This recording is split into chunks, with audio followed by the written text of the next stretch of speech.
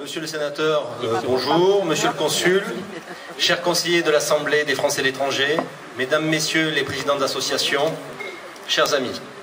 C'est avec un grand plaisir que je me trouve ce soir parmi vous à ce cocktail de rentrée de l'UFE Tunisie les Côtes de Carthage, en présence de monsieur Christophe-André Frassa, sénateur représentant les Français de l'étranger. L'Union des Français de l'étranger Côtes de Carthage compte aujourd'hui un peu plus de 100 membres qui nous ont rejoints depuis janvier 2011. C'est tout récent.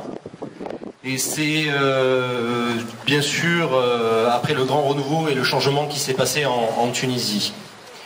Vos participations à nos différents événements auront donné raison à notre idée de départ, qui était la création d'une seconde représentation, complémentaire à la première, de l'UFE, pour la banlieue nord de Tunis.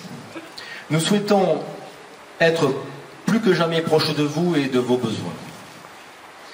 Nous avons fondé avec vous cette jeune association dynamique et largement orientée dans le monde professionnel, comme vous avez pu le voir en fonction des différentes animations que nous avons pu réaliser et qui sont aujourd'hui, depuis le début de l'année, donc il y en a eu 4. On a organisé une soirée post-révolution chez notre conseillère AFE, Madame Benasser.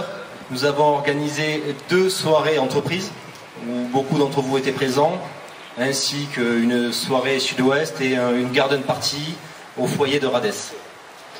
Donc ça c'était le passé, et bon, maintenant c'est la rentrée. Donc pour la rentrée 2011-2012, nous avons prévu de rajouter à nos activités les rencontres citoyennes, afin de rapprocher encore plus les Français de leurs institutions françaises en Tunisie et en France. Et donc, ça tombe bien ce soir, donc nous avons notre première personne, notre premier représentant d'une institution française qui est le Sénat, qui donc représente les Français de l'étranger, et je vous demande d'accueillir très chaleureusement monsieur Christophe Frassa, sénateur représentant les Français de l'étranger. Merci.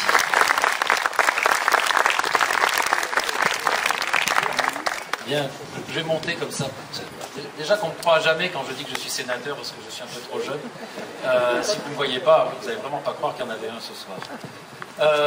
Chers amis, moi je voudrais profiter d'avoir le micro, parce qu'il ne faut jamais donner un micro à un homme politique s'il ne le lâche plus, pour saluer la présence de notre consul général, M. Pinard, parmi nous ce soir, ainsi que de l'élu des Français de Tunisie, Madeleine Benasser, mais qui est aussi avec un de mes collègues, Karim Danden, qui est venu en voisin, puisqu'il représente, lui, les Français d'Algérie à l'Assemblée des Français de l'étranger. Je tiens à les saluer et à leur souhaiter, en tout cas à Karim, la bienvenue à Tunis, puisqu'on est tous les deux de passage.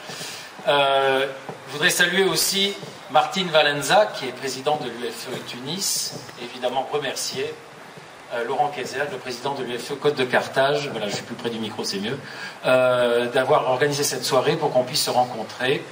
Moi, je voulais vous dire que je suis très heureux d'être là aujourd'hui, parce que c'est une date assez symbolique à bien des égards, le 14 septembre, politiquement d'abord, et aussi, j'allais dire, affectivement. Politiquement, parce qu'aujourd'hui, je ne sais pas si vous l'avez lu ou vous le saviez, c'est la journée internationale de la démocratie. Et s'il y avait bien un endroit où on pouvait fêter la journée internationale de la démocratie aujourd'hui, c'était bien à Tunis, où jour pour jour, nous sommes, si je compte bien, 8 mois après le 14 janvier, le 14 janvier.